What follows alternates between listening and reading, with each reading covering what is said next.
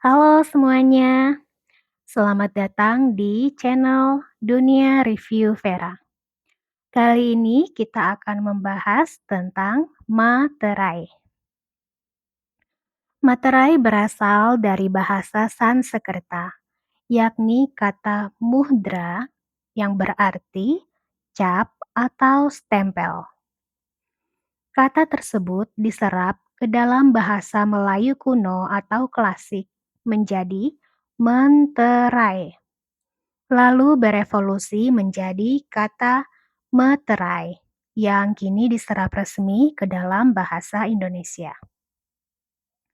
Menurut Kamus Besar Bahasa Indonesia atau yang biasa disingkat dengan KBBI, materai adalah cap tanda berupa gambar yang berfungsi sebagai tanda pengesahan pada dokumen.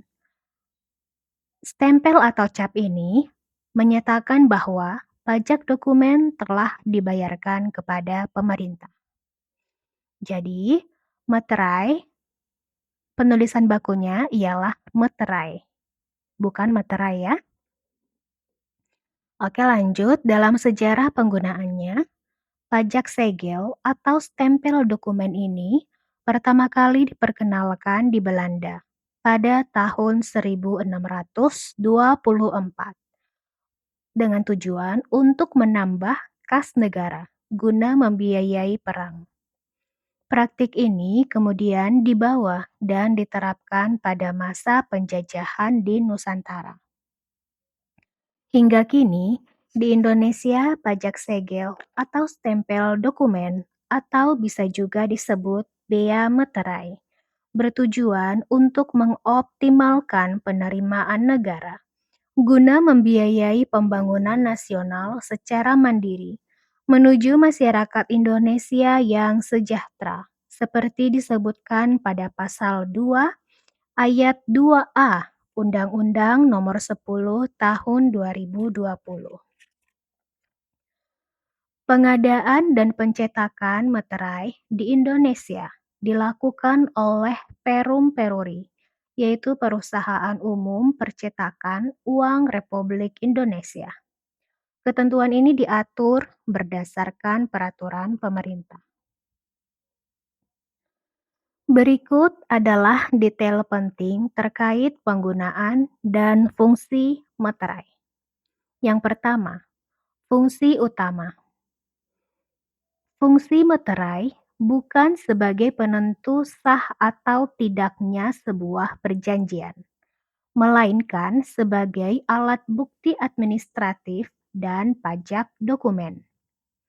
Dokumen yang dibubuhi materai memiliki kekuatan hukum yang lebih kuat dan dapat diterima sebagai alat bukti yang sah jika terjadi sengketa di pengadilan.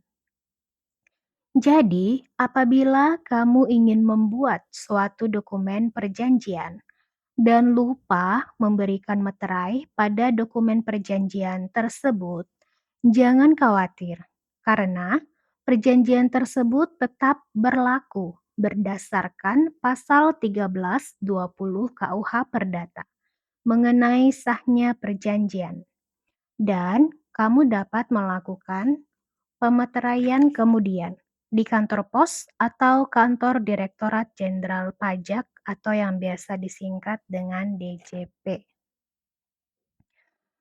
Yang kedua, dokumen yang wajib menggunakan materai. Materai dikenakan satu kali pada dokumen yang bersifat perdata dan dokumen untuk alat bukti di pengadilan meliputi A. Surat perjanjian, surat keterangan, dan surat pernyataan. B. Akta notaris, akta PPAT, beserta salinannya. C. Surat berharga dan dokumen transaksinya. D. Dokumen lelang. E. Dokumen yang menyatakan jumlah uang dengan nominal di atas 5 juta rupiah, termasuk yang menyebutkan penerimaan uang atau pengakuan pelunasan utang. Yang ketiga, jenis-jenis materai. Ada dua jenis materai. Yang pertama, materai tempel adalah materai fisik berbentuk label yang ditempelkan pada dokumen. Yang kedua, materai elektronik atau biasa disebut dengan e-materai adalah materai berbentuk digital dengan kode unik khusus yang digunakan untuk dokumen elektronik seperti PDF. Pembelian dan pembubuhannya terintegrasi langsung dengan sistem pajak. Oke, sekian pembahasan kita kali ini. Apabila ada pertanyaan, boleh dituliskan di kolom komentar ya. Sampai jumpa di konten selanjutnya. Bye bye.